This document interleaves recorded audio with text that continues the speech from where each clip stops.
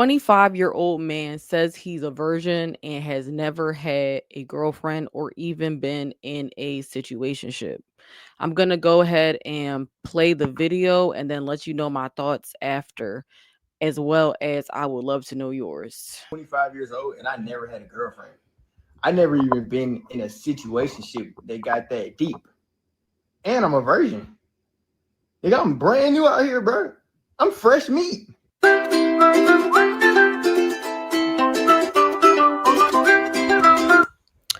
Okay, so I'm going to read some of the comments. It said, that boy going to heaven. All right. Nigel is I don't know, NGL. I don't know his name. I don't know why I said Nigel. But this is actually a flex. Wait till marriage, bro. Keep your heart 3 stacks. Don't know what that means. You can't tell he ain't lying. You could tell he ain't lying. His eyes are still full of life and hope. And I mean, really look at him. Like really like look at that face. Look at that face. And it's crazy because I've said this. And as much as I love my youth, like I wish I never had intimate relations at all. Like it just comes with so much baggage and drama. Really, you supposed to wait for your marriage, wait for your husband, wait for your wife.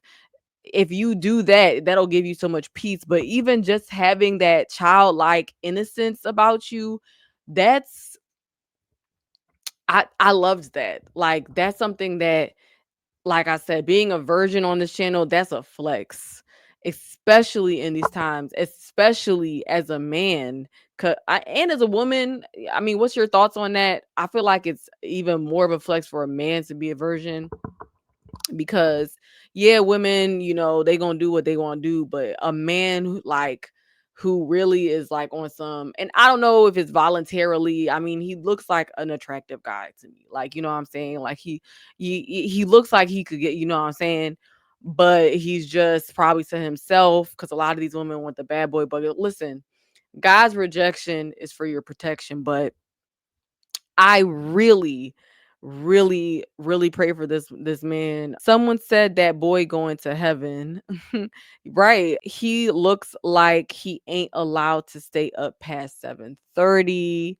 Listen, I don't get the whole your kid, your youth, they have to leave by 18.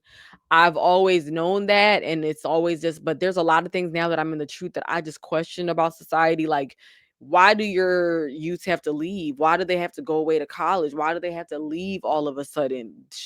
We should be building family relationship, family bonds, staying together, working together as a family to figure out. They want us to separate so bad. They took divide and conquer to every stage in life. If you notice, they divide people with religion, they divide people with race, they divide gender, boy against a man against woman, woman against man. Like they divide everything. If you notice, we're supposed to be one unit, okay, in Christ, but there's just so much discrepancy and division. But this is absolutely beautiful. We need to see more of this and teaching our youth about like valuing your body, being like selective about even who you associate yourself with. And with that being said, God had put it on me to write a book of the things that I had went through. If you are melanated and expected, even if you're not, but just because we're at this point, they're targeting just about everybody. But it definitely started with the black man and the black woman, with the so-called black man and woman. Just going over things, if I had known, would have saved me from so many consequences, certain things I'm dealing with today that I deeply regret but have to face every single day. If you can avoid those things and learn from somebody, why not? If you don't have to go through that type of testimony, you don't really have to. Like, you don't have to prolong your stay in the wilderness. If you want to show your support in that way while getting edified and things they're not really talking about on the internet or that we're not really allowed to, you could check out, the link is in the description. It's on Amazon. You could either get the physical copy or the digital download.